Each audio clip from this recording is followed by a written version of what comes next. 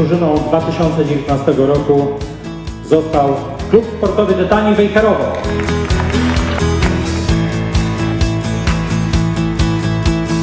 Najlepszy trener roku, pan Kordian Zabrocki.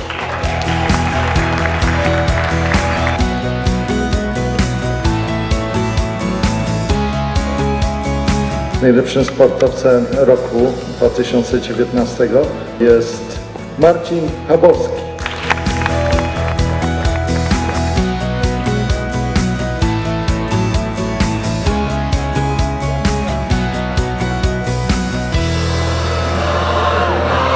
We are the champions, my friend.